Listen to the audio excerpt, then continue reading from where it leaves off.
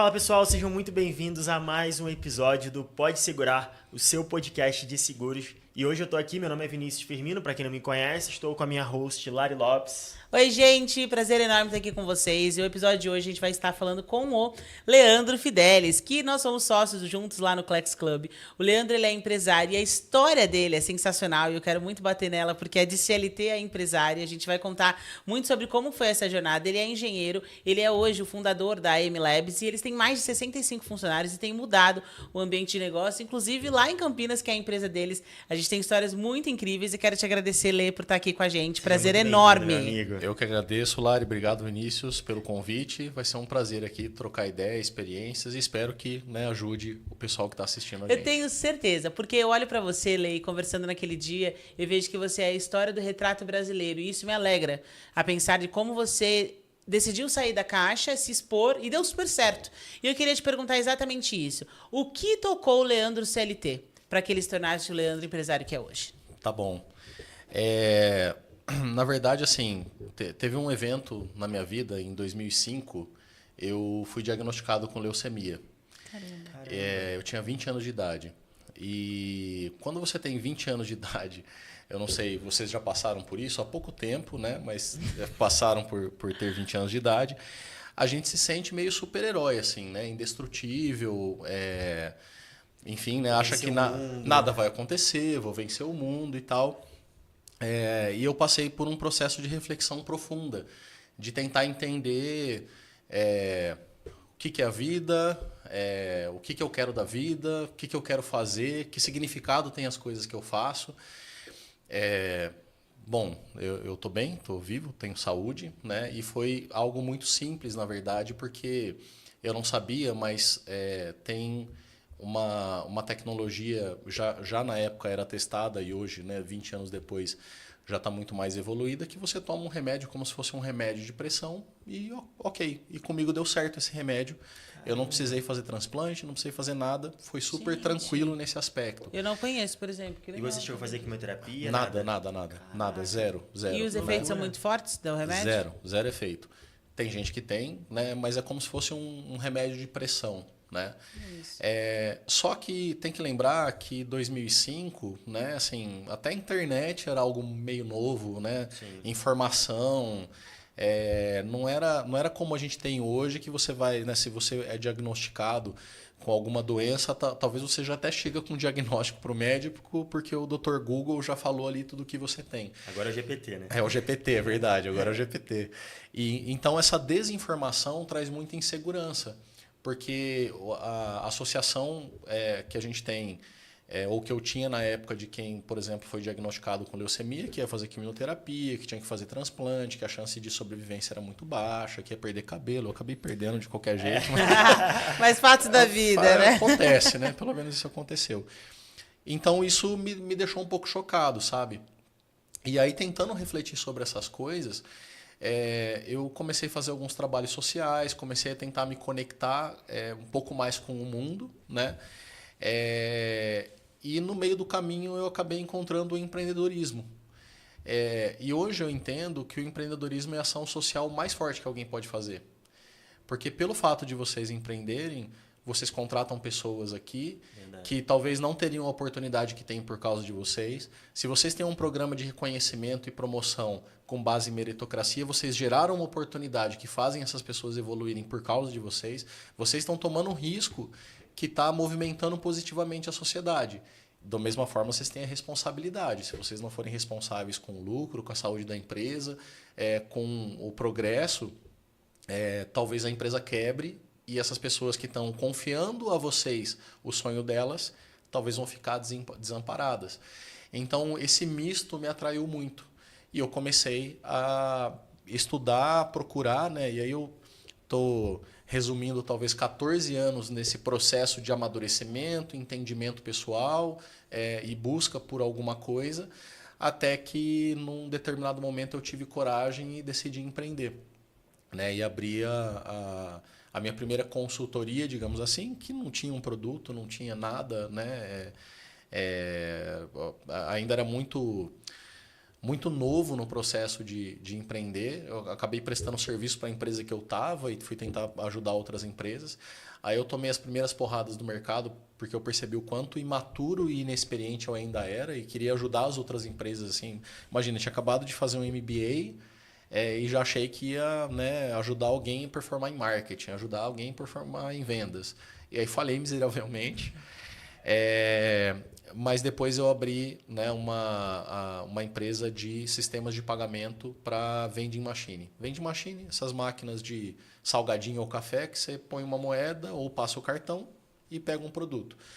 E eu acabei desenvolvendo então o sistema de cartão para essas máquinas. Tinha já alguns players no mercado. E eu desenvolvi em parceria com a AimLabs. Então, até uma correção, na verdade, eu não sou o fundador da AimLabs. Olha na época, isso. eu fundei a Mercúrio Automação e a AimLabs foi meio que quem confiou no nosso projeto, eu junto com o Marcelo, e investiu e teve um percentual da nossa empresa para a gente poder vender os nossos produtos para os clientes deles. Esse foi o acordo que a gente fez. Que legal.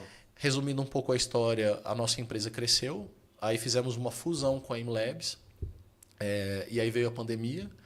Na pandemia, a gente decidiu seguir um caminho estratégico de mini mercados em condomínios residenciais. Os sócios que eram fundadores de fato da AimLabs, eles não estavam com o olho brilhando nesse projeto, mas confiaram na gente em tocar a empresa, né? Nesse momento a gente fez um acordo ali de performance em que o nosso percentual iria aumentar se a gente conseguisse fazer a empresa performar. E, cara, deram assim, a oportunidade, né? Igual eu comentei, e eu estava com muita fome e a gente tinha uma meta de 4 anos, a gente atingiu em 10 meses. Caraca! E aí foi assim que a gente acabou virando majoritário da AimLabs. E aí no ano passado, né, como os sócios já não estavam mais na operação, eram praticamente sócios investidores, a gente acabou comprando a parte deles. Hoje somos em 3 sócios, né? Acabou vindo depois um por partner, e ainda tem mais 3 sócios no modelo de partnership. Então somos em 6 no total. E, enfim, tem um excelente relacionamento com os fundadores da AimLabs, uma grande gratidão por eles conseguirem confiar essa oportunidade. E hoje é isso até que eu estou fazendo, né? Inclusive no caminho para cá, eu estava conversando com uma empresa que a gente estava avaliando fazer um investimento nela. Por uma questão de timing, a gente acabou fechando com uma outra empresa, e eu não queria, né, ter muitas ao mesmo tempo num curto espaço de tempo, então eu acabei jogando um pouco mais para frente, mas estava dando alguns conselhos que eu senti que foram muito importantes, assim, com certeza vão ser muito importantes na trajetória deles, né? E o que eu puder ajudar outras empresas, assim como eu fui ajudado, né? Pô, eu brinco que assim, eu sei o que eu sou competente, eu sei que eu estudei, eu sei que me formei, sei de tudo isso, mas eu dei muita sorte. Eu dei muita sorte de ter pessoas que confiaram em mim, de estar no momento certo, na hora certa, com os recursos certos, e com as pessoas certas, com as pessoas certas e tomar a decisão certa, né? E aí hoje a AimLabs ela atende o Brasil inteiro, a gente tem operação também nos Estados Unidos, Colômbia, e estamos começando uma operação no Chile. Acho que esse ano ainda a gente vai abrir uma portinha lá no Chile. Vamos ver. Tenho família no Chile, precisar de contatos, me avisa. Ó, e assim, uma coisa que até você falou da questão da sorte, e eu também vejo na minha trajetória, e eu olho, caramba, eu tive sorte, mas uma coisa que eu vejo é que a gente sempre está em movimento. Então tem aquele negócio, quando a sorte chegou, ela me viu trabalhando. E é muito isso. Com certeza, se você não tivesse em movimento, essa sorte não teria chegado, né? Com certeza. E eu queria também entender até o que você acha que foram os principais pontos que fizeram você fazer o que deveria ser feito em 4 anos, o resultado em 10 meses. A sorte. Porque assim, o que aconteceu na verdade foi, a gente vinha num ritmo de crescimento, então a gente tinha um track record que mostrava a nossa capacidade de crescimento. E aí eu peguei aquilo e desenhei assim, eu preciso de um plano de reação que um pouco mais arrojado, eu consigo executar ele aqui em 2 anos, 2 anos e meio, 3 anos. Então, para que eu conseguisse um bom acordo com os meus sócios, eu acabei fechando em 4 anos o plano, para eu também ter uma margem de segurança. E a pandemia, ela criou um cenário que ela trouxe uma velocidade muito grande para a gente. Então, muito maior do que aquele passado. Só que eu soube surfar essa onda. Legal. Né?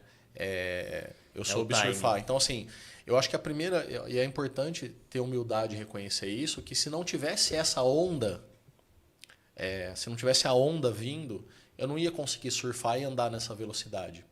Mas eu não posso descartar a minha habilidade também, a minha competência de surfar a onda. Então, o que eu fiz para surfar essa onda? Então, primeira coisa, assim, a existência da onda. Pô, Leandro, então você consegue pegar minha empresa aqui e fazer... Eu tenho esse plano para 4 anos, você fazer bater em 10 meses? Cara, não sei. Muito provavelmente não. Sim. Porque será que vai ter uma onda igual teve? Né? Acho que a capacidade de identificar a onda é importante. Foco. Então, a gente tinha vários projetos ali, né, andando. Quando eu vi que, olhando num cenário futuro, e aí eu vou explicar um pouco melhor, a gente fazia sistemas de pagamento para vending machine. Em 2019, eu fui numa feira nos Estados Unidos e eu não queria entrar nesse ramo de mercado de honestidade. E aí, até explicando para quem está assistindo a gente o que a InLabs faz, né? Hoje a gente faz sistemas de pagamento e gestão para micromercado ou mini mercado de honestidade. Então, o que é isso? Aí no condomínio residencial de você tem um mini mercado que você desce lá, pega o produto, paga e vai embora, não tem funcionário, não tem ninguém entregando, certo? A gente faz aquele sistema de pagamento. E eu não queria entrar nesse mercado em 2019. E aí nessa feira eu entendi que quem estava entrando nesse mercado é quem vinha de vending machine. Porque imagina você, lá no condomínio que você mora, tem uma máquina que entrega salgadinho, Coca-Cola, que tem um mix de produtos, ou seja, uma variedade de produtos limitadas pela máquina, que se você quer comprar alguma coisa, você tem que pagar primeiro e depois recebe o produto. Aí chega alguém lá no seu condomínio com a seguinte oferta: cara, não precisa mais pôr a máquina, eu vou colocar aqui algumas gôndolas, vou colocar geladeira, freezer, ao invés de colocar 36 produtos, eu vou colocar 360. Ou seja, eu vou colocar leite, vou colocar ovo, vou colocar carvão, vou colocar gelo, vou colocar papel higiênico, né? Vou colocar shoyu, né? Você pediu lá um japonês e não tinha shoyu em casa. Então, vou colocar shoyu. Vou colocar todos esses produtos e o consumidor vai ter a oportunidade de chegar, pegar o produto, ler o rótulo, ver a validade, ver se quer mesmo e depois que ele ter segurança, ele paga. Então, eu não vou ter o problema, por exemplo, de alguém pagar e não receber o produto. Qual oferta você acha que o condomínio vai pegar? Ou qual oferta, se for dentro de um hotel, o hotel vai querer? Ou qual oferta, se for dentro de uma empresa, a empresa vai querer? Então, quando eu fui para essa feira, eu tive essa sacada que, assim, cara, em algum momento o mercado vai para aquela direção.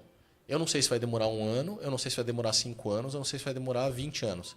Só que, como eu forneço o sistema de pagamento para vending machine, eu preciso me posicionar agora. Legal. E aí isso eu fiz em 2019. O timing. A chave foi no timing. E aí lembra da sorte, né? Assim, aí 2020, quando veio a pandemia, as empresas começaram a montar mini mercado dentro de condomínios residenciais. Quem tinha a solução pronta? Você. Então, poucas empresas tinham a solução pronta. Basicamente, era eu e 2 empresas. Caramba. Mas a solução das 3 ainda era muito prematura, ainda tinha muito problema. Então, ia ganhar a corrida quem tivesse uma capacidade de evolução muito rápida. Ou seja, a habilidade de surfar a onda. A habilidade de prover o mais rápido possível que o mercado precisava. Então, aí eu decidi entrar. E aí, essa foi uma decisão muito difícil, que foi olhar para o restante e falar assim, cara, eu entendi que essa tendência do mercado. Eu entendi que o Covid está causando um movimento das pessoas irem em casa e está fazendo com que as empresas que operavam dentro de escritórios têm que reagir rápido, e esse reagir rápido vai fazer com que elas caminhem para condomínio residencial. E eu entendi que o que vai ganhar o jogo é a minha capacidade de me adaptar a tudo isso. Então eu não vou fazer mais nada, eu vou me adaptar a isso. E aí eu tive que deixar de lado o projeto de vending machine, deixar de lado todos os outros produtos que a gente tinha, outras ideias, que a gente tem que lembrar assim, a empresa ali já estava rodando há uns 2, 3 anos, já tinha produto, já tinha coisas assim, né? A gente colocou aquilo meio que em coma, em modo de sobrevivência, assim, ó, o que tiver cliente a gente vai continuar atendendo, não vamos deixar ninguém na mão, porque esse também é o nosso posicionamento, né? A credibilidade, a preocupação com o cliente. Eu tenho cliente de vending machine até hoje, mas eu não vou vender mais nada, eu não vou evoluir mais nada e vou deixar claro isso para os meus clientes e vou focar nisso. Então, foi isso. Decidi surfar a onda. E aí, né, a sorte. Acertei, a onda realmente existiu, a onda veio e trouxe a gente, né? Assim, a gente vem dobrando de tamanho todo ano. Né? Todo ano a gente dobra de tamanho. É muito bizarro pensar, porque ele surfou uma onda de 2019, vem 2020 com a bomba que foi o Covid. E você já estava preparado. E a importância da gente estar preparado antes do tempo. Né? Eu lembro que aqui no escritório, quando entrou o Covid, a gente não precisou perder tempo em Google Drive, em nuvem, em VoIP, porque eu já tinha tudo isso. Então, a importância da gente estar no timing certo com a empresa já corrigida. E eu vejo vários colegas que demoraram até contratar e aí implantar, sofreram nessa luta que foi o Covid. Né? Então, acho que a chave aqui que ele deixa para a gente é a importância de você estar esperto para a oportunidade, mas preparado para ela. Até acrescentar uma coisa que foi bem interessante, né, no nosso encontro aí com o Flávio Augusto nos últimos dias, né, que ele comentou assim, a questão da tendência, né, se você está olhando uma coisa e quer saber se é tendência ou não, talvez você já esteja atrasado, né? Então, esse exercício de você tentar analisar o seu mercado em ciclo e falar assim, cara, hoje eu ganho dinheiro com isso. Então, eu enxergava que no curto prazo, ou até médio prazo, o que ia me trazer dinheiro era a vending machine. Só que tudo apontava para mercado de honestidade. Então, se eu não me posicionasse, quando eu decidisse me posicionar, ia ser tarde demais. Exato. Né? O que aconteceu com o Covid, ele só acelerou todo o processo, né? Que aí talvez trouxe 4 anos em 10 meses, né? E fez o negócio acontecer muito rápido. E vão vir outros elementos, talvez não, espero eu, né? De grandes proporções e tão trágicos assim como o Covid, mas Sim. Sempre tem, o mercado é em ciclo, né? Ele anda em ciclo. E os nichos específicos também andam em ciclo. Às vezes acontece uma coisa nova, né? E para quem está ouvindo a gente, tem uma coisa que já está acontecendo e que se você não está posicionado, você já está atrasado. A inteligência artificial. Exato. Isso vai mudar o game de novo. Então, assim, para onde o seu mercado, para onde o seu negócio está indo e você ainda não se posicionou? Porque talvez a inteligência artificial ela traga algum elemento novo, alguma funcionalidade nova. Eu vou falar do meu mercado, por exemplo. Né? Pô, não, beleza, você acertou, tá tudo bem? Não, não tá tudo bem. Alguém pode vir daqui a pouco, a tecnologia barateia, né? Fica mais acessível. E uma das principais dores do meu negócio, né, é que tem furto. Né? Infelizmente tem furto. Não inviabiliza o negócio, mas... Espreme mais ainda a margem, né? Assim, ó, se os operadores que sabem trabalhar, eles têm um furto baixo, porque tem algumas características nesse negócio que você consegue controlar o furto. A gente pode até entrar nesse aspecto mais técnico específico, mas você consegue controlar. Só que nós, seres humanos, a gente sente mais a perda do que o ganho. Então, os meus clientes, eles são mais sensíveis às coisas que roubam deles do que tudo que eles vendem. Do que todo o resto, entendeu? Então, eu já vi muitos operadores... Operador é o nome do dono do mercado, que gastam tanta energia tentando prevenir o furto que eles não percebem que o custo do que eles estão fazendo é mais caro do que o próprio furto, ou seja porque tá pagando alguma coisa, né? Ou seja porque aquilo que ele fez diminui a receita. Por exemplo, colocar uma porta na entrada do mercadinho. Ah, Leandro, você está falando que não faz sentido... Não, cada contexto é um contexto. Vão ter contextos que ok você colocar a porta na entrada do mercadinho. Agora, uma coisa que a gente não pode... uma porta que eu digo assim, uma trava, né? O nosso tem. E eu vou te Tem. contar já E é chato. quanto eu já deixei de comprar lá por Nossa. conta disso. Porque não funciona muitas vezes o QR Code. E não tem nenhum botão para eu apertar para fora para chamar alguém da câmera e dar um oi. Dá um oi. E você não tem noção quantas foram as vezes que eu fiquei lá, o app deu ruim e não tem o que fazer. Não, e ontem eu cheguei, tava tarde pra caramba, só que eu precisava de memória, então eu fui apagando um monte de aplicativo. Aí eu fui abrir a porta e falei, putz, tô sem o aplicativo. Aí vou eu baixar o aplicativo, colocar o isso. login. Sabe, eu perdi E lá muito o tempo. pagamento é só pelo app também, né? Não, lá Não, eles não. até deixam na maquininha e pelo app. Mas tem a opção da maquininha. Mas enfim, não vou falar porque é concorrente da MLabs, então... mas usa a tecnologia MLabs aí que funciona. Mas o que acontece aí não tem nada a ver com a tecnologia, tem a ver com os processos, né? O atrito. Exato. Então, assim, cara, você tem que baixar o aplicativo e Nossa, tal. isso é Pô, eu só queria impulsão. comprar um shoyu, eu vou comer meu E era sashimi aqui 11h30 sem- da noite. A gente só queria um refrigerante para comer, para tomar e seguir a nossa Percebe? vida. Por quê? A gente não, Então, o Vini assim, que tomou. quantos por cento que ele não deixa de faturar para colocar a entrada? É lógico que tem estratégias diferentes. Tem gente que só vende pelo aplicativo porque quer pegar dados e tal. Então, por isso que eu falei, depende do contexto, né? Mas esse é um exemplo. Se você está colocando uma trava só para prevenir furto, você vai prevenir faturamento também. Isso. Então, será que essa prevenção de receita ela não é maior do que a perda que você está tentando diminuir, né? Então, assim, beleza, isso acontece. Então, percebe, eu só quis trazer esse ponto para mostrar que algumas pessoas, às vezes, até tomam uma decisão mais emocional, que assim, cara, beleza, eu vou perder um pouco de dinheiro, mas ninguém me rouba. Então, eu tenho que me preocupar com isso.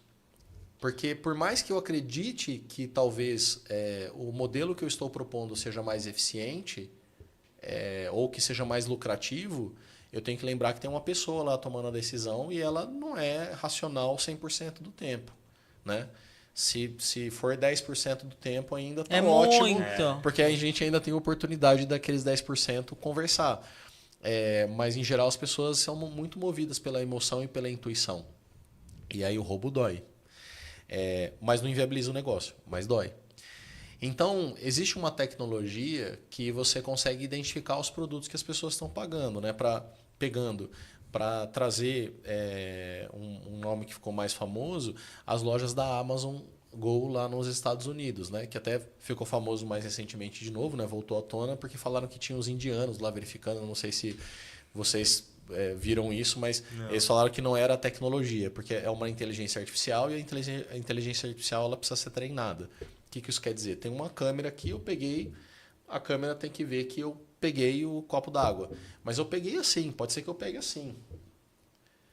E aí ela vai ter que identificar os movimentos diferentes e aí alguém vai ter que ver e falar assim, quando eu peguei assim, alguém vai falar, talvez a inteligência já treinada fala, não, 98% de certeza que ele pegou. Quando eu pego assim, e talvez eu tô com a mão na frente da câmera e o copo sumiu, talvez a inteligência artificial fale, não, 65% de certeza que ele pegou. Bom, se é 65%, alguém precisa analisar e falar que é 100%. Aí vai lá, no caso da Amazon Go, tinha um indiano lá, que olhava aquilo e falava, não, realmente pegou. E a ideia é que ao longo do tempo, conforme você vá treinando, você vai precisando fazer menos verificações, e aí fazendo menos verificações, tem menos pessoas, a tecnologia fica mais barata, faz mais sentido. Mas eles não conseguiram viabilizar. A tecnologia ficou cara ainda é cara, né? E ainda é muito mais cara do que o que acontece de furto. Então, deixa roubar. Deixa roubar não, né? Usa outras técnicas, né? Para ser mais específico. Então, o que acontece? Eu tenho que ficar atento porque em algum momento alguém vai inventar alguma coisa. E espero que esse alguém seja eu. Aê. Porque é o que a gente fica tentando olhar ao mesmo tempo. Ou espero que quando alguém inventar, eu vá lá e consuma o produto dessa pessoa que inventou. Ou compre. Ou compre a empresa, ou enfim, a tecnologia. Que vai fazer com que isso fique muito mais barato que o furto. E aí faça sentido colocar. Porque eu não interfiro na experiência do consumidor, mas eu também não tenho furto. E aí eu elimino não só a dor racional do negócio, eu também elimino a dor emocional do meu cliente. Isso é muito interessante. E até uma dúvida que eu tenho, pensando no furto, você comentou agora que vocês estão abrindo o mercado do Chile, a gente trocou algumas figurinhas sobre o mercado internacional. Você acredita que o comportamento do brasileiro ele tem uma tendência maior ao furto? Não. Existem dados? O que você acha aí nesse mercado quanto a isso? Assim, a maioria das pessoas elas são confiáveis, tá? Então, o que a gente tem observado de furto é que quando foge do controle, são poucas pessoas roubando muito. Então, até uma das estratégias de você... na verdade, a estratégia de você contornar o furto é você dominar a narrativa. Ou seja, é quando você identifica um furto, você comunica o condomínio, comunica a pessoa, como é um ambiente fechado, e aí as pessoas sabem que se pegarem alguma coisa e não pagarem, elas estão sendo observadas. E aí essas pessoas que agem de má fé, elas não agem mais. Só que se elas entendem que não tem ninguém observando, elas roubam tudo, né? Elas vão de sacola lá, enche 2 fardos de cerveja e ainda liga para você para reclamar que acabou o vinho e precisa repor, sabe? É nesse nível. Já aconteceu, já? Cara, já tem muita Histórias história. bizarras. Tem muita história, Isso, tem muita loucura. história. Conta uma pra gente caótica. Cara, tem um colega que ele era dono do mercadinho que estava no condomínio dele. E aí vendia vinho. E aí tinha um cara que sempre ia lá e causava e fazia bagunça e não sei o quê. E aí acabou o vinho, é o exemplo do vinho. Ele foi até o apartamento dele 2 da manhã, batendo na porta. Cara, é um absurdo isso aqui, não tem vinho, você precisa trazer vinho. Tem pessoas que não têm noção. Então, Fora outras coisas, né? Porque tá no condomínio, às vezes pessoa de pijama pega pela câmera, seminua, enfim, né? Tem de tudo. Tem de tudo. Que loucura. E você sabe que no nosso condomínio, quando você passa um pouco mais de tempo, por exemplo, mais de 2 minutos, vem uma voz assim e fala, tá tudo bem? Precisa de ajuda? Teve um dia que eu tava com tanto sono e eu fiquei olhando assim pra prateleira. E eu pensava, vou pegar o pão integral ou o pão não sei o quê. Resumo, esse minutinho ali que eu fiquei, o cara falou, opa, tá com cara de ladra. Então ele vai lá e pergunta. Então, às vezes, alguém que queira roubar, já se... Eu fui com o Heriberto e com um sócio dele lá, aí eles ficaram olhando, aí já veio a voz. Tô precisando de alguma coisa? Aí falou, não, estamos aqui só olhando. É isso aí. É assim, você inibir o furto é a estratégia mais... inteligente, porque... se alguém rouba um chocolate, você tem que ir atrás não por conta do chocolate, mas porque aquilo vai meio que controlar a narrativa. E aí, voltando para sua pergunta, então, assim, são poucas pessoas que roubam, de fato. Sei lá, de 100, vai ter ali 2 ou 3 que têm essa tendência e acabam cometendo se tiver a oportunidade, tiver o espaço, né? E fora do Brasil é a mesma coisa. Né? Não tem... lá na operação dos Estados Unidos, por exemplo, a gente achou que... porque quando eu comecei esse negócio no Brasil, a principal barreira para convencer os meus clientes que eram de vending machine a entrar nesse mercado, porque tem que lembrar assim, né, que eu queria vender sistema de pagamento para o mercado em condomínio. Não tinha nenhum. Então... preciso convencer alguém de entrar nesse jogo. Eu brincava que fazia 2 vendas. A primeira venda era convencer as pessoas a montarem os mercados. Então... era catequizar, era criar um movimento, né? E depois era falar que ele se convenceu do mercado que a minha solução era mais adequada para aquele mercado. Para aquele mercado. Então todo mundo tinha esse receio, né? E eu também tinha esse receio. Eu falava, cara, talvez esse negócio dá certo nos Estados Unidos, que foi onde eu vi. Mas aqui no Brasil não vai, não sei. Mas aí ao longo do tempo foi se provando, só para ter uma dimensão. Eu atendo 11 mil pontos de venda, mercadinho. Caraca, então, só no Brasil, não? Só no Brasil. Só no Brasil. Então, assim, cara, o modelo está mais que provado, entendeu? Assim, se tem 11 rodando, né? 11 rodando só comigo, né? Tem o mercado todo. E aí, nos Estados Unidos, quando a gente começou lá, eu achei que ia ter um contexto diferente. Mas exatamente a mesma coisa. Exatamente a mesma coisa. Que legal. Se a pessoa vê a oportunidade, ela pega... E o que te fez olhar para qual momento assim que você falou, cara, agora eu já posso ir para os Estados Unidos e internacionalizar toda essa minha operação? O que te fez? Eu acho que a empresa ela tem algumas fases, né? E eu passei, acho que por todas essas que eu enxergo. No começo do negócio era ali eu e meu sócio e Deus, né? Então a gente teve que fazer o negócio acontecer, contar com a ajuda das pessoas e tudo mais. Então a empresa dependia muito operacionalmente de mim. Depois foi para um estágio de maturidade que eu já consegui colocar a gestão, a empresa dependia menos, só que se eu saísse a empresa sentia muito, porque o que dependia eram coisas que clientes mais importantes, mais estratégicos, pensar muito bem na evolução do produto, enfim, né? E hoje a minha empresa no Brasil ela já está num estágio, e aí eu posso até comentar um pouco disso, né, que tem a ver com cultura, com as ferramentas que a gente usa na empresa. Ela já está num estágio que lógico que tem uma contribuição, né, para a empresa, mas se eu não tiver mais aqui, a empresa continua crescendo.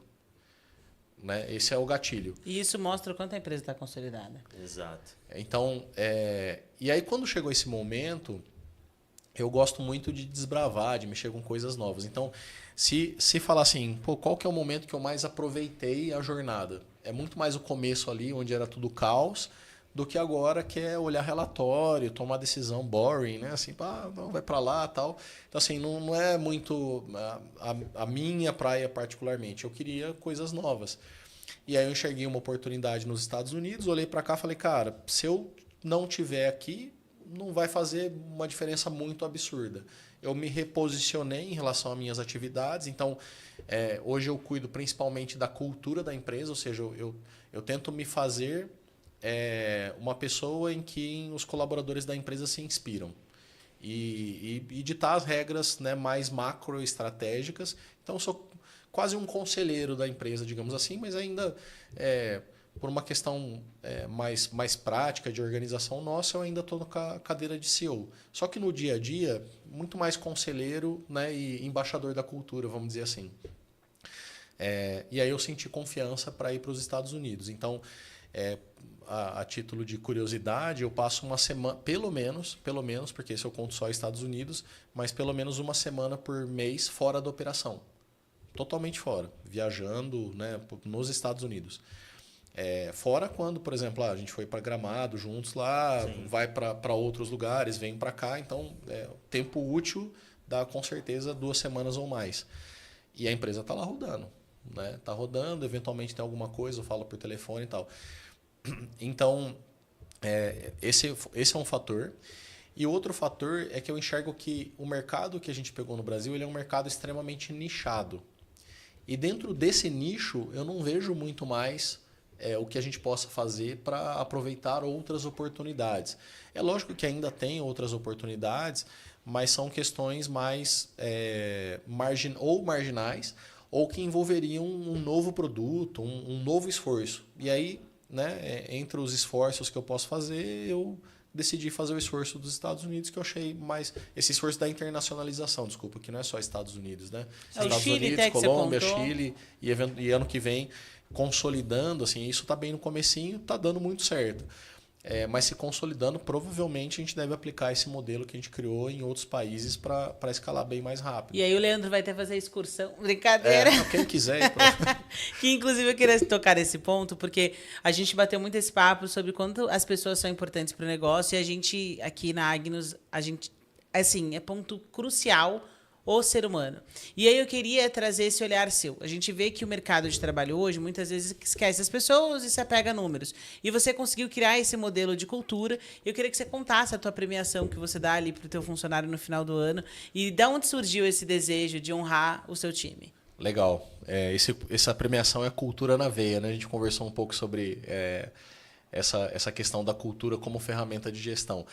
Essa ideia da cultura como ferramenta de gestão foi uma coisa que, quando eu estava estudando para empreender, porque eu expliquei, né? Desde eu decidir empreender, envolveu um processo, mas no momento que eu decidi até empreender de fato, eu estudei bastante. Né? Eu até recomendo que quem quer empreender, legal, estude, porque faz muita diferença. E eu tenho sugestões práticas, tá? Empretec. Eu não sei se vocês conhecem o Empretec. Eu não. Conta pra gente. Cara, o Empretec é um seminário do Sebrae, em que você é exposto, digamos assim, o objetivo, e foi o que eu mais tirei dali, é você empreender um comportamento. Empreender um comportamento. Então, ou uma somatória de comportamentos, vamos falar assim. Então, se você quer empreender, é legal você entender aonde você é forte e aonde você não é. Uma análise SWOT ali, né? Isso, mas é mais uma autoavaliação para falar assim, coisas práticas. Você acha que ter skill comercial é importante para empreender? Pô, se você não vende... Não tem como. Você acha que ter skill de persuasão é importante para empreender? Você vai convencer cliente, mas você também vai liderar time. Se você não vai... Mesmo que você não queira vender, você tem que liderar seu time, você tem que conversar com parceiros, você tem que fazer negociação de compra, você tem que conseguir persuadir. Você acha que planejamento é importante para empreender? Então, o Empretec, ele somou o que eles chamam de 10 características do comportamento empreendedor e transformaram isso num seminário em que você é exposto e aí você consegue meio que ter uma leitura sobre qual que é o seu skill em cada um desses comportamentos. E aí você tem depois, então um plano, assim, cara, eu não sou tão bom comercial. Então, beleza, eu vou me desenvolver nessa área. Ou eu vou trazer um sócio bom comercial para que o empreendimento funcione. Legal. Então, o Empretec é sensacional, cara. Quem quer empreender, eu acho que não deveria deixar de fazer. E o Dale Carnegie Course, né? Não tô ganhando nada desses dois, tá? Dale Carnegie é o autor de Como Fazer Amigos e Influenciar Pessoas. Eles têm um instituto aqui no Brasil que faz um treinamento, ou pelo menos lê o livro, né? Já participei. Já participou? Já. Cara, muito bom. É muito bom, não é? É muito bom. Porque aí o lance é você desenvolver esses comportamentos. Então, eu entendi que comportamento era o que ganhava o jogo, né? Nesses estudos. E aí, nessa busca por estudar e tudo, eu fiz um curso da Startse, que era Cultura e Partnership. E lá era o Pedro Englert, na época que ensinava, enfim. E aí eu consegui meio que compilar e falei, cara, o nome disso é cultura, né? Também teve uma experiência profissional, que a gente fazia avaliação e tal, então eu falei, o nome disso é cultura. E aí, quando eu comecei a empresa, eu já comecei a me preocupar em colocar as coisas na caixinha, né? Então, basicamente, assim, o que é cultura? É como as pessoas se comportam dentro da sua empresa. E aí você pode estar no comando disso ou deixar isso à deriva. E o que significa estar no comando disso? É você desenhar quais são os comportamentos que você valoriza e quais são os comportamentos que você não aceita na sua empresa. E normalmente eles estão relacionados ao negativo do que você valoriza. Então, um dos nossos elementos de cultura é o respeito. A gente preza pelo respeito das pessoas. E o desrespeito é inegociável. Se você desrespeitou alguém, tchau. Beijos. Beijos, né? Nem me liga. Beijos não me liga. Então, e aí quando você escreve isso,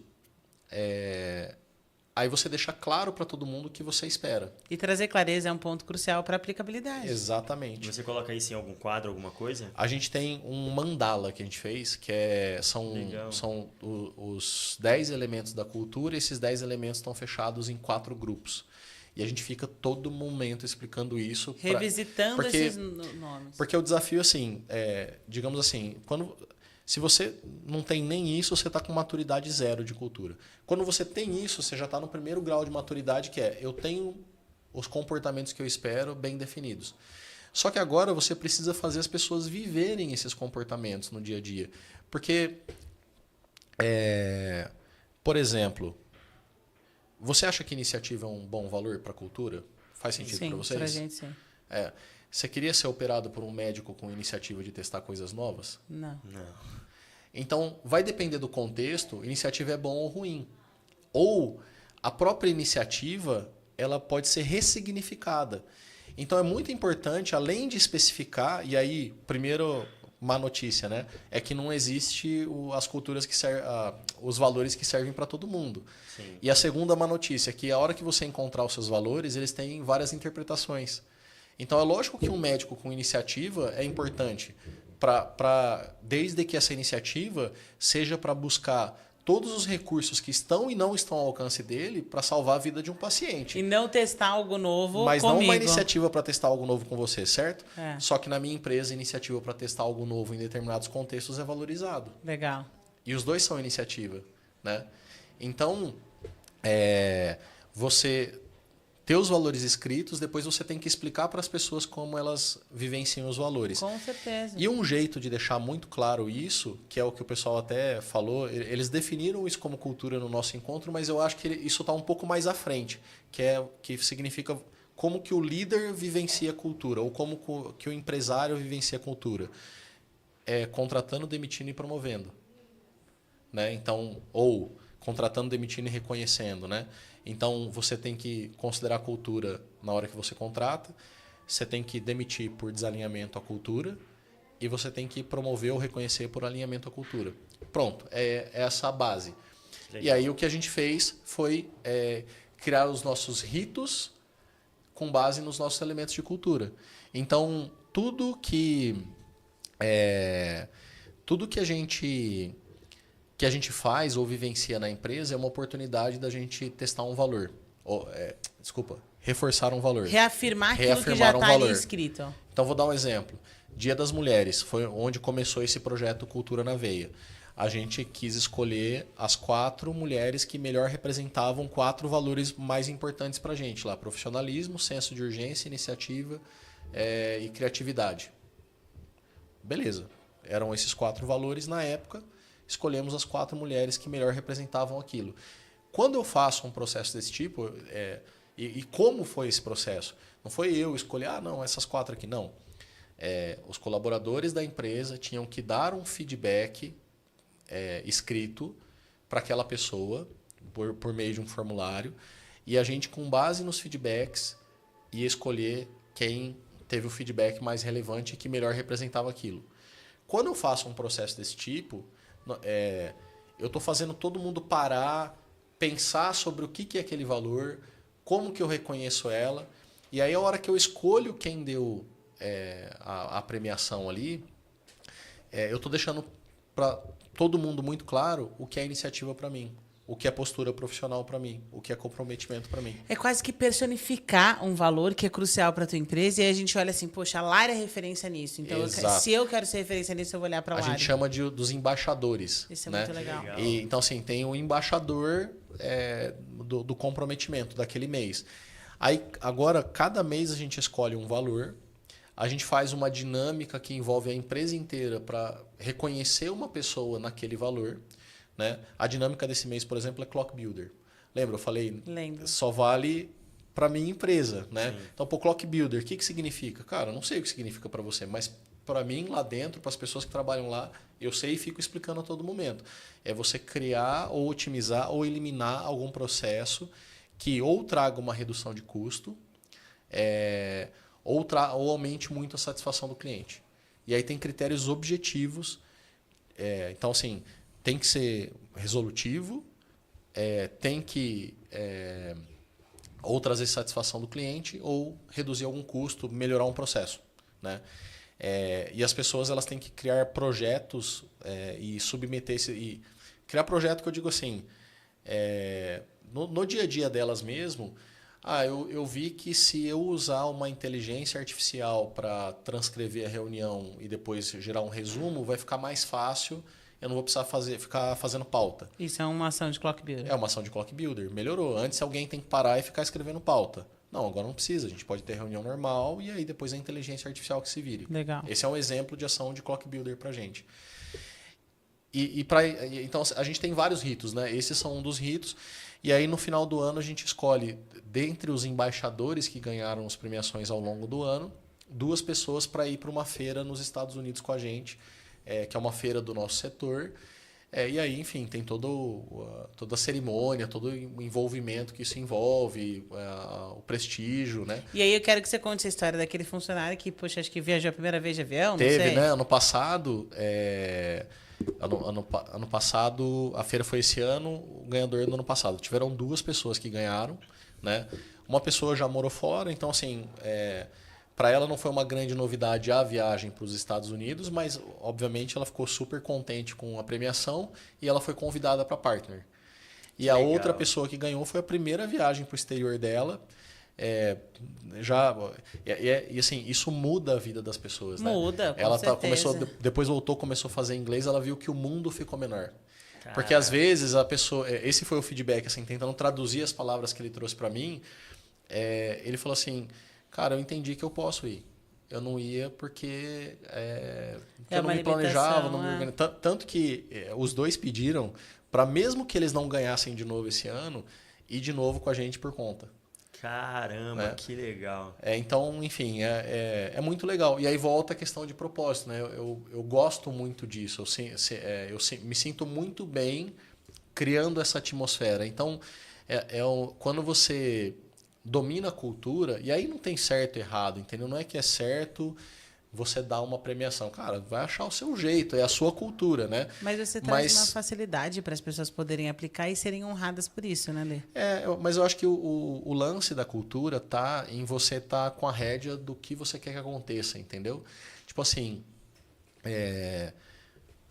o mundo é dividido em... Tudo que acontece no mundo é dividido em 2 grandes grupos. O que você controla, o que você não controla.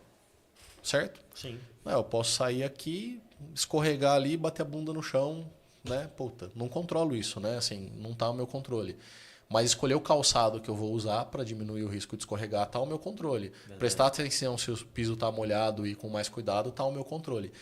Então, se metade eu controlo, metade eu não controlo, eu vou pelo menos tentar focar energia, me concentrar naquilo que eu controlo, né? Então, se eu tenho ferramentas para tentar transformar o meu ambiente num ambiente que eu considero adequado para eu trabalhar, para tentar fazer com as pessoas o que eu acredito que seja certo fazer, por que eu não vou usar? Por que eu vou deixar a deriva? Por que eu não vou escrever o que é importante para mim? Por que eu não vou comunicar o que é importante para mim para as pessoas? Por que eu não vou criar ferramentas para fazer essa comunicação de uma maneira mais efetiva? Então, acho que cultura é muito sobre isso. No final, ainda vem outras coisas, né? Vem lucro, vem crescimento da empresa, vem tudo isso. Mas isso é meio que uma consequência desse processo, né? Porque esse processo ele é doloroso, meio que enche o saco, assim, querendo ou não, imagina, primeira vez que a gente vê essa planilha e é um trabalho que eu tinha que fazer lá junto com hoje a gerente, né, de pessoas. Cara, vamos ter que ler um a um e entender o que está acontecendo, até que a gente consiga estabelecer critérios objetivos para fazer a premiação. Então, pô, dá trabalho. Dá trabalho demais. Mas é o trabalho. Né? Uma coisa que você falou que eu achei interessante, até para explicar algumas pessoas que estão assistindo a gente, o que é esse partnership. E ontem eu estava conversando com um sócio e aí ele falou que, nossa, foi o maior tiro no pé que eu fiz, foi abrir o partnership. Porque eu tinha o melhor funcionário e ele foi o pior dono. Eu conversei com ele também, foi legal. Ah, também conversou? Que legal. Deve ser a mesma pessoa. Com certeza. E aí eu até queria trazer isso. Qual é o olhar, como você conseguiu mudar essa visão de, poxa, pra você é ótimo, pra gente tá sendo maravilhoso. Pra gente foi uma das melhores decisões. Acabamos de fazer isso, é bem recente, e o resultado foi incrível, então a gente amou. E eu queria um pouco a sua visão, tanto no olhar de ser o pior quanto ser o melhor. Perfeito. Eu acho que assim, é muito sobre alinhamento de expectativas.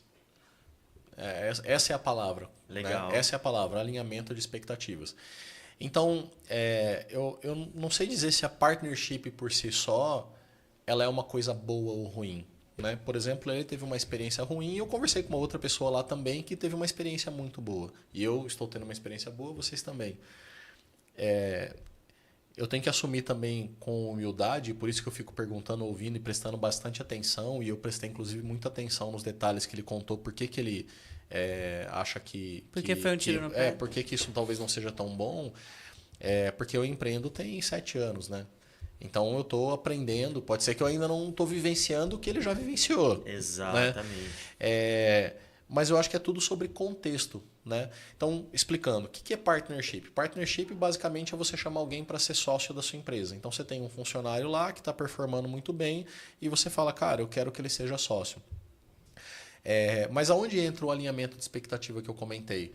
É que o partnership ele não pode ser um reconhecimento na minha visão. Talvez para reconhecimento tem outros meios, né? Paga um salário maior, dá uma premiação maior, talvez crie um programa de stock option, né? Que a pessoa tem uma ação da empresa, mas ela não participa ativamente. Não é uma partner, né? De fato, né? Então não é reconhecimento. Reconhecimento faz parte do processo. Sim. Mas também é você trazer para mais perto de você pessoas que você acredita que são fundamentais para que a sua empresa continue gerando valor. e que se você não der a oportunidade delas crescerem de maneira não linear, né? O que eu quero dizer com isso? Tipo, imagina que você, por exemplo, eu vou pegar esse exemplo da head de marketing que foi para lá e eu chamei ela para partner. A gente inclusive está abrindo um outro negócio juntos. Uma hora ela vai encher o saco da minha cara e vai ver que ela é muito boa, que ela vai conseguir criar um negócio grande. Quanto mais ela conviver naquele ambiente, eu trazer informação, ela vai falar, beleza, agora é a hora de eu navegar sozinha, né? Você não me deu a oportunidade, eu vou navegar sozinha. Que foi, de certa forma, o que aconteceu comigo, né? Sim. Eu tentei, inclusive, eu meio que não entrei nesse detalhe, mas eu tentei empreender com as pessoas que eu trabalhava. Mas não deu certo, a gente não conseguiu chegar no acordo. Muito porque eu era imaturo. Hoje eu entendo isso, eu era imaturo. Não entendia nada. Foi a primeira negociação de percentual e tal. E eles também. Sim. Né? E aí, não chegamos no acordo. Mas se eu tivesse feito o acordo, talvez eu não estaria aqui hoje, né? Não sei. Ou talvez estaria, né, bem melhor posicionado, mas todo mundo, né, posicionado juntos. A questão é só o futuro ninguém sabe exatamente o que vai acontecer, mas o fato é que eu saí de lá, né? Então, se você tem alguém que você vê que muda o jogo da sua empresa e que ela é capaz de gerar valor, ela é capaz e que se ela sair destrói valor também, então por que não trazer lá para próximo? Só que alinhar muito bem as expectativas. Então, assim, eu não estou fazendo um reconhecimento e dando um pedaço da minha empresa para você. Porque se você vai por esse lado, aí a pessoa para de trabalhar, e aí?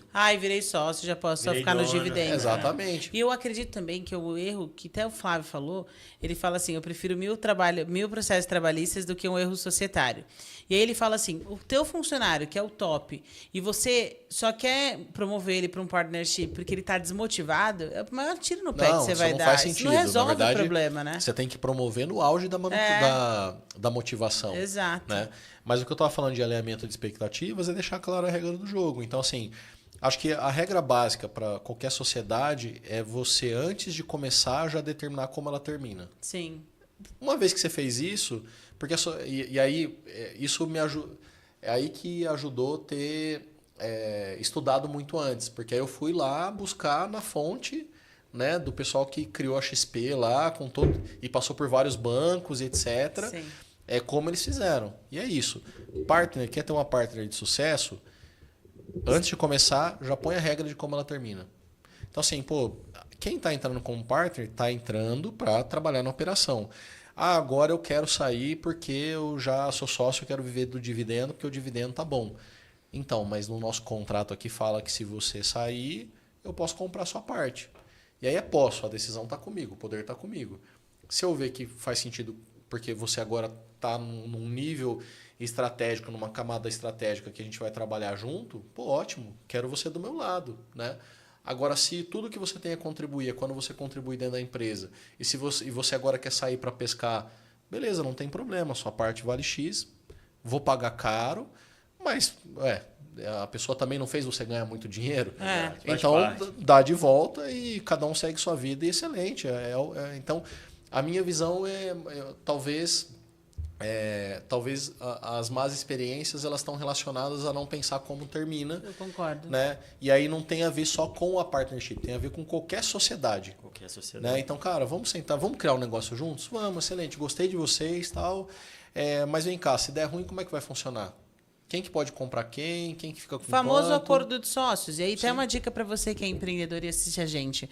Não é só fazer um contrato social. Você tem que ter um acordo de sócios, ele é um aditivo ao teu contrato, mas lá estabelece diversas regras, seja numa doença, seja numa morte, seja em determinadas outras circunstâncias que às vezes a gente não preveu, mas que tudo começa bem, né? A gente brinca que ninguém casa querendo separar. Sim, eu nunca vi alguém casar falando, não, porque em 2025 eu me separo do Vini. Não faz sentido. Mas as coisas aconteceram no meio do caminho para determinada separação acontecer. E o partnership ou qualquer outro tipo de sociedade caminha no mesmo processo. Aliás, eu digo mais, assim, vai acontecer. Vai acontecer. Você tá jogando praga? Não, cara. A realidade da vida. Eu acredito, assim, que das pessoas que hoje são minhas sócias, talvez 2 ou 3 no máximo ali vão acompanhar eu até... E se elas acompanharem? Mas por quê? Porque a sociedade é viva e as pessoas elas vão mudando ao longo do tempo. As pessoas são vivas. Verdade. Então, vou pegar um exemplo prático. Eu decidi ir para os Estados Unidos. Talvez um dos meus sócios não quisesse. Talvez ele ia falar assim, não, cara, para que a gente está ganhando dinheiro aqui? A vida que eu levo, isso aqui já é muito mais, não quero dor de cabeça. Eu quero ficar de boa. Pra que vamos arriscar em dólar? Para que vamos arriscar em dólar?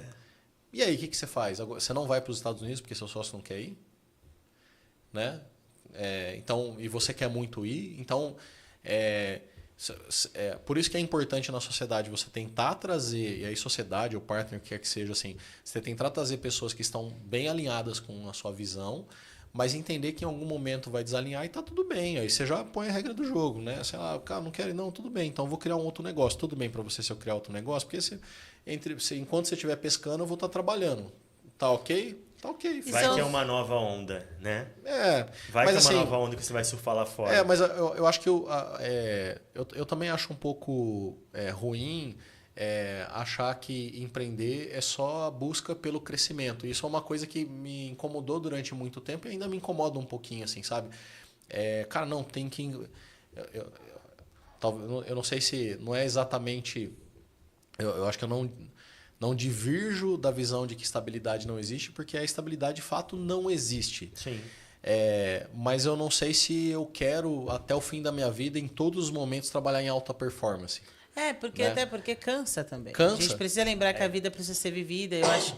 E eu entendo que é um equilíbrio perfeito, né? Exato. Só que o lance quando você está em alta performance, você quer estar em alta performance, você precisa estar do lado de pessoas que querem estar em alta performance. Exatamente. Então, cara, senão vai te atrasar. Né? E aí, se esse é o seu momento, beleza, traz a gente junto. Se esse não é o seu momento e o seu sócio também não, beleza também. Entendeu? Tudo bem. É mais nesse sentido, né? E aí, se eu quero ir, beleza, vamos junto. Não vamos junto, tá tudo bem também. Demorei para desenvolver essa maturidade, obviamente, mas hoje isso para mim tá muito simples, bem. né? Eu também creio nisso e acredito que quando as coisas são bem estabelecidas, e o legal é estabelecer enquanto está tudo bem, elas se tornam muito tranquilas. Vou dar um exemplo, né? Poxa, o Caio falou essa aula lá no Clex, ele falou assim, o teu funcionário que entende que meta é crucial para a tua empresa e não bate 3 meses de meta, ele já sabe da demissão dele. Ele não vai ser surpreendido. Exato. Não dá para você contar na demissão para ele que meta é crucial para a tua empresa. Você tem que falar isso na contratação. Então, eu entendo que na sociedade é da mesma forma. Seja no início, na dissolução daquela sociedade, eu preciso estabelecer os meus parâmetros antes. E não na hora que o circo está pegando fogo, eu vou lá contar que eu quero o extintor. Não tem como. Exatamente. E assim, por exemplo, falando da minha empresa, né? Eu não estou mais na operação do dia a dia. Eu estou criando outros negócios, por acaso, junto com os sócios que são sócios da empresa. Poderia não ser, caso eles não quisessem, caso eles não tivessem alinhados. E aí, talvez, se eles estivessem na operação da empresa, isso geraria algum desconforto. E aí ia ter que tratar, né? Mas talvez não. Talvez, assim, os sócios vão meio que amadurecendo ou caminhando para a mesma direção. Né? Tipo assim, todo mundo saindo da operação. E aí vocês começam a se posicionar como investidores e conselheiros. Tudo bem também. É isso. Mas acho que quando você entende que a sociedade é viva, assim como as pessoas são vivas, é muito ingênuo acreditar que todo mundo vai caminhar para o mesmo lugar sempre. É lógico que, como sócios, assim como num casamento, a gente quer caminhar juntos, né? Mas a sociedade é diferente do casamento, né? Não tem um lance religioso, né? Cada um tem tem um caminho, assim, crenças e tudo. Mas a sociedade, cara, você não precisa viver o resto da vida, né? Assim, você tem oportunidade aí de reconstruir. Eu acho que até pensando numa vida geral, tudo na vida, né? A gente pensa em ciclos, pessoas virão, pessoas sairão, e essa é a manutenção da vida e a gente precisa seguir. Mas eu queria te parabenizar, Lê, porque eu vejo que o teu coração, ele é o mesmo coração de como começou a empreender. Eu sei que a gente se conhece há pouco tempo, mas ouvindo o seu discurso, sem ser sua funcionária, eu já te admiro. De olhar o quão poderoso é um ser humano que olha para pessoas. E considerando a nossa sociedade em que eu brinco muito aqui na Agnes, nós não somos ONG, o nosso objetivo sim é lucro, mas isso não muda a jornada de eu querer te ajudar a mostrar. Tanto que, como um dos nossos pilares, a gente tem o pilar da oportunidade. Porque um dia deram uma oportunidade para todos nós. Então, entender isso e trazer isso para o teu business e para o empreendedorismo é irado, principalmente porque a gente sabe que o empreendedorismo muda o Brasil. Movimenta a nossa economia local, traz negócios, oportunidades, empregos. É pensar que você não está trazendo só o dinheiro no bolso daquele cara, mas você está alimentando a família dele. Isso é muito poderoso. Ele vê esse olhar, né, Vini? No Lê tem sido admirável. A gente trocou muita figurinha com você naquele dia. Isso que eu ia falar. E aquele dia já foi muito legal, já aprendi pra caramba. Foi. Mas hoje também foi muito. Aprendi demais, aprendi muito. Parabéns aí por tudo que você está construindo e tenho certeza que a gente já vai marcar um próximo podcast já para você contar como está sendo essa internacionalização, como está sendo tudo isso. A gente traz esses funcionários que foram para os Estados Unidos. Nossa, legal. E dá para trocar essa figurinha, porque é no olhar da pessoa que está vivendo isso, é muito importante. A gente teve isso aqui no escritório, a gente levou uma funcionária para Las Vegas. E ela chorava. E a gente fez todo o processo, tirou o passaporte, o visto, né? E ela chorava de se emocionar, de andar de helicóptero no Grand Canyon. Então, você mostrar e marcar uma pessoa dessa forma, ela é crucial. É crucial mesmo. Sim. Não tem preço, né? Não tem preço. São histórias, vidas, né? Bom, obrigado pelo convite, obrigado pelo feedback, eu fico muito contente. E tudo isso eu faço, né, pelo também prazer de trabalhar lá, né? Então, assim, é muito... Acho que essa talvez seja uma das maiores recompensas, assim, você chegar num lugar em que você é admirado, respeitado e muito bem recebido, né? É assim que eu me vejo hoje entrando no meu escritório. Assim, e num ambiente saudável, né? E quando eu fico longe, assim, fico uma semana, a pessoa, que saudade e tal. É gostoso, né? Que bonitinho. Vocês têm saudade do seu chefe, né? Se não tem... Se teu funcionário não tá falando que você faz falta, tem um problema. Graças a Deus eu recebo essas mensagens aqui também e isso me acalma o nosso coração, né? De entender o quanto é muito precioso. Meu amigo, estamos a 1 hora aqui. Passa muito rápido, né? Passa. Sempre eu olho e falo, caramba, a conversa flui muito bem. E eu queria, nessa reta final, o que eu sempre gosto de falar... É que imagina que hoje todo mundo que esteja assistindo a gente consiga atingir o mundo inteiro, cada um no seu respectivo idioma. Queria que você deixasse uma frase, uma palavra, algo que queima no seu coração para essas pessoas aí possam estar recebendo nas suas casas. Cara, eu vou falar uma frase que me impactou muito, é uma cópia, eu não vou lembrar de quem que eu copiei, mas eu acabei meio que usando ela como inspiracional em vários momentos, né? Tipo, tenha vergonha de morrer antes de causar impacto positivo para alguém, né? Caramba, a frase melhor é um pouco melhor, né? Assim, tenha vergonha. Be ashamed to die until you make some victory for humanity. Cara, alguma coisa assim. Isso. Porque a gente tem certeza que a gente vai morrer. Todo mundo tem certeza que vai morrer, mas poucos vão viver também. Verdade. Né? Então, acho que isso que aconteceu comigo, eu falo que foi a melhor coisa porque me fez querer viver, né? E não querer viver, eu já vivia. Não, eu não vivia, né? E viver tem a ver com fazer as coisas com intencionalidade. Buscar intencionalidade nas coisas que você está fazendo. Aí você está de fato vivendo. Aí você está de fato, enfim, buscando realizar alguma coisa. Então, tenha vergonha de morrer antes de realizar uma vitória realmente significante para a humanidade. É isso. Incrível. E até puxando um pouco dessa frase, tem uma que eu já ouvi também de alguém que eu não me recordo, que é o seguinte: quando a morte me encontrar, ela vai ter que dar 2 viagens. Porque eu tô vivendo tanto que ela fala, eu não consigo com uma viagem carregar esse cara. E até essa pessoa tava falando, tem algumas que quando a morte chegar, vai falar, meu Deus, pra mim ele já tava morto há 20 anos, vai ser fácil de pegar ele. Mas quando ela me encontrar, vai ver uma pessoa com tanta vida, tão cheia de vida, que ela vai precisar dar 2 ou até 3 viagens para poder ir buscar.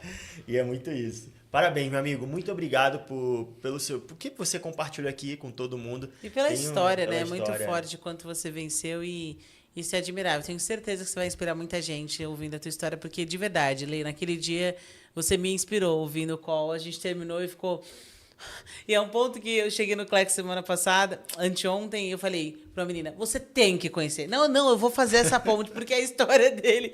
Aí ela, meu Deus, vocês trabalham juntos? Eu falei, não. É que num call ele conquistou meu coração, porque é exatamente esse poder da nossa transformação e transformar o mundo que a gente tá. E isso é muito, muito, muito precioso.